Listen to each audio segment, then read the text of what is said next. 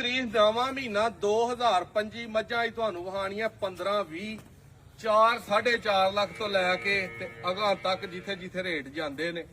ਹਰ budget ਦੀਆਂ ਆਪਣੇ ਕੋਲ ਮੱਝਾਂ ਨੇ ਤਕਰੀਬਨ 15 16 ਖਲੋਤੀਆਂ। ਪਹਿਲੇ ਨੰਬਰ ਤੇ ਆ ਬੂਰੀ ਹੈ, ਪਹਿਲਾਂ ਝੋਟੀ ਉਹ ਦੋਂਦੀ ਹੈ, ਬੱਚਾ ਇਹਦਾ ਮਰ ਗਿਆ। ਦੁੱਧ ਦੇ ਕੋਲ 9-10 ਕਿਲੋ ਠੰਡਾ ਇਸ ਟਾਈਮ 4 ਲੱਖ ਤੇ 40 ਹਜ਼ਾਰ ਦੀ ਦਾਂਗੇ। ਪੂਰੀ ਸੋਹਣੀ ਹੈ ਇਹ ਮੱਝ ਪਿੱਛੋਂ ਵਹਾ। ਇਹ ਮੱਝ ਦੇ ਕੋਲ ਦੁੱਧ ਇਸ ਟਾਈਮ 16 ਤੋਂ 17 ਕਿਲੋ ਹੈ।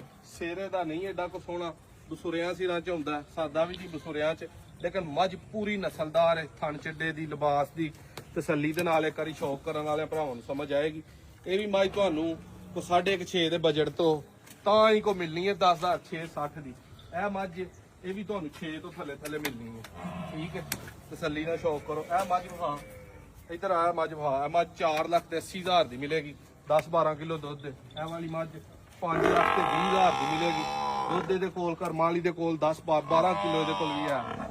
ਇਹ ਵਾਲੀ ਮੱਝ 5 ਲੱਖ ਤੇ 30 ਹਜ਼ਾਰ ਦੀ ਪਿੱਛੇ ਦੇ ਕੱਟੀ ਹੈ, 10 ਕਿਲੋ ਠੰਡਾ ਦੁੱਧ। ਇਹ ਵਾਲੀ ਮੱਝ ਦੇ ਕੋਲ 11-12 ਕਿਲੋ ਦੁੱਧ ਤੇ ਬੱਚੇ ਤੋਂ ਭੁੱਲੀ ਹੈ, 5 ਲੱਖ ਤੇ 40 ਹਜ਼ਾਰ ਰੁਪਏ ਦੀ।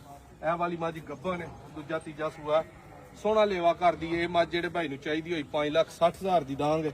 ਇਧਰ ਆ, ਉਧਰ ਅੰਦਰ ਵੱਡੀਆਂ ਮੱਝਾਂ ਵਹਾਨਾ। ਉਹ ਇੱਕ ਮੱਝ ਉਹ ਸਾਡਾ ਭਰਾ ਹੈ ਲਾਹੌਰ ਤੋਂ, ਉਹਦੀ ਮਾਨਤ ਵੱਜੀ ਹੈ ਕਾਲੀ ਸ਼ਾਹ। ਇਧਰ ਲਿਆ,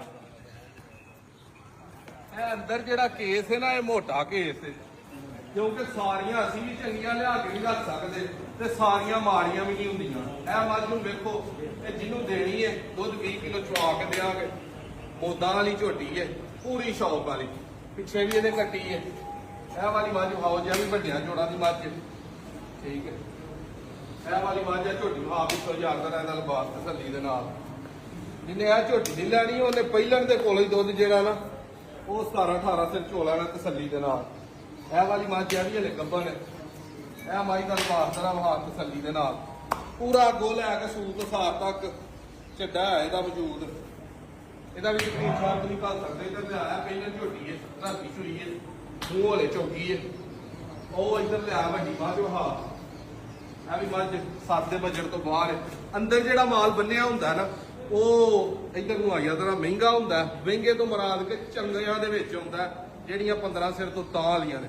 ਬਾਹਰ ਜਿਹੜੀਆਂ ਤੁਹਾਨੂੰ ਵਹਾਈਆਂ ਨੇ ਸਾਰੇ ਹੀ ਕੇਸ 10-12-14 ਕਿਲੋ ਤੱਕ ਨੇ।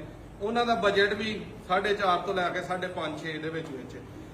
ਤਰੀਕ ਹੈ ਤੁਹਾਨੂੰ ਦੱਸੀਏ 5 ਤਰੀਕ 9ਵਾਂ ਮਹੀਨਾ 2025। ਪੀਰੋ ਚੱਕ ਪਿੰਡ ਹੈ ਆਪਣਾ, ਮੋਤਰਾ ਬਡਿਆਣਾ ਰੋਡ ਤੇ ਡਸਕਾ ਸਿਆਲਕੋਟ ਇੰਟਰਚੇਂਜ ਮੋਟਰਵੇ ਤੋਂ ਲੱਗਦਾ 10 ਮਿੰਟਾਂ ਦਾ ਰਾਹ ਹੈ। ਉੱਥੋਂ ਡੇਰਾ ਸਾਡਾ, ਜ਼ਿਲ੍ਹਾ ਸਿਆਲਕੋਟ, ਤਹਿਸੀਲ ਡਸਕਾ, 0300